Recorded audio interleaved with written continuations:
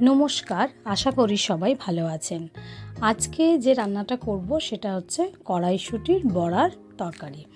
ফ্রিজের মধ্যে বেশ কিছুদিন ধরে ছাড়ানো কিছু মটরশুঁটি পড়েছিল, তো সেটা আবার অঙ্কুরিত হয়ে গেছে। তো সেটা দেখে ভাবলাম যে এটাতে কি করা যায়। তখন মাথায় এলো যে মটরশুঁটির যদি বড়ার তরকারি করি তাহলে সেটা কেমন লাগবে। তো যেমন ভাবনা তেমন কাজ, তাই শুরু করে দিলাম।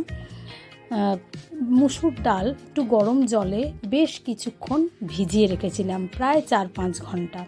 ডালটা বেশ ফুলে উঠেছে।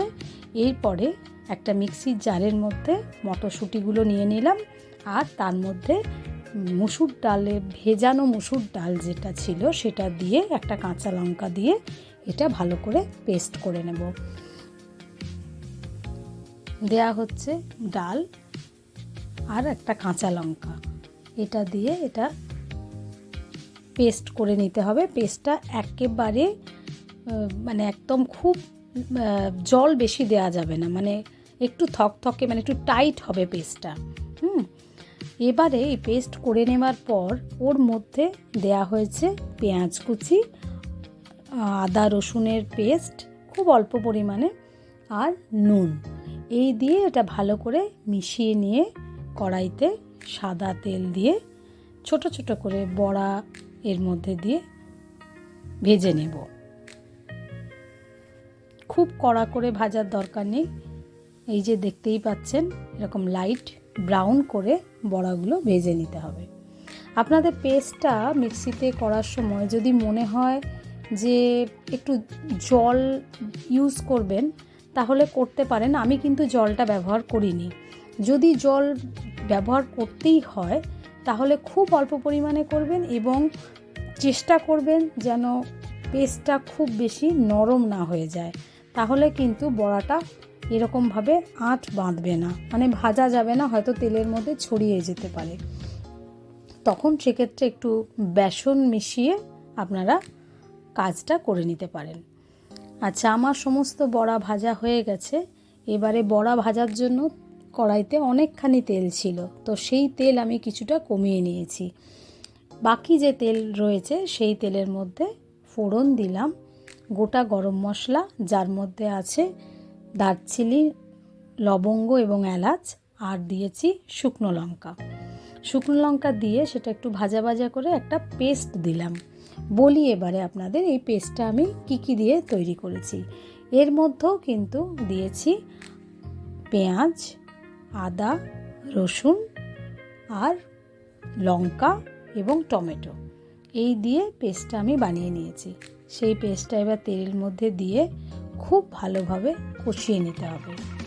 আর এর মধ্যে কষানোর সময় এর মধ্যে দেব কিছু গুঁড়ো মশলা, যে সাধারণ যে মশলা আমরা বাড়িতে ব্যবহার করি, যেমন হলুদ গুঁড়ো, ধনে গুঁড়ো, জিরে গুঁড়ো, একটু সামান্য নুন, মিষ্টি আর লঙ্কার গুঁড়োটা যে যার নিজের ঝাল মতন দেবেন।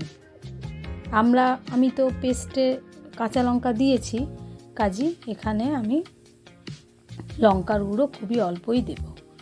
দিয়ে এবারে সমস্ত মশলা ভালো করে একটু কম আঁচে কষিয়ে নিতে হবে। যতক্ষণ না এটা তেল ছাড়ছে মশলার থেকে ততক্ষণ পর্যন্ত কিন্তু এটা কষাতে হবে। কষানো যত ভালো হবে রান্নার টেস্ট কিন্তু তত বাড়বে। তাই এই জায়গাটাতে কোনো তাড়াহুড়ো করা যাবে না, একটু ধৈর্য ধরে এটা কষাতে হবে। খুব কম আঁচে ঢাকা দিয়ে এটা আমি কষিয়ে নেব। ঢাকা দিচ্ছি, তেল ছাড়া অবধি অপেক্ষা করব। কিছুক্ষণ পর যখন দেখলাম এটা তেল ছেড়ে গেছে, আরেকটু নাড়িয়ে নিচ্ছি। যদি আপনাদের প্রয়োজন হয় তাহলে কিন্তু সামান্য একটু জল দিয়েও মশলাটা আপনারা কষিয়ে নিতে পারেন। আমি এই মুসুর ডাল মটরশুঁটির যে বড়ার যে তরকারি, সেটাতে একটু আলু ব্যবহার করেছি। আপনারা যদি না চান নাও দিতে পারেন, আলুটা স্কিপ করতে পারেন। আমি এখানে আগে থেকেই আমার সেদ্ধ করা আলু সেটা এই কষানো মশলার মধ্যে দিয়ে দিলাম।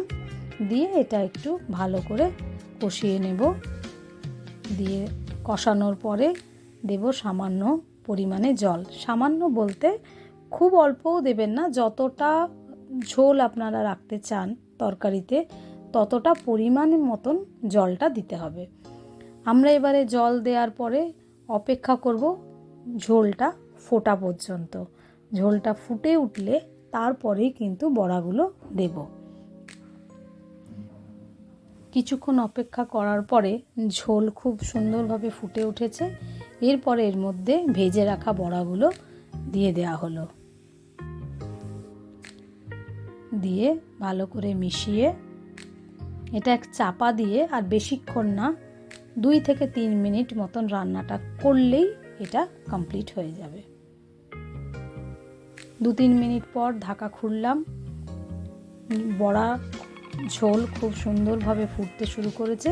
এবারে গ্যাস বন্ধ করে ওপরে সামান্য ধনেপাতা কুচি ছড়িয়ে দেব। এখনও তো শীতকাল আছে, শীতকাল এবার যাবার মুখে, তাই এই সময় ধনেপাতার ব্যবহারটা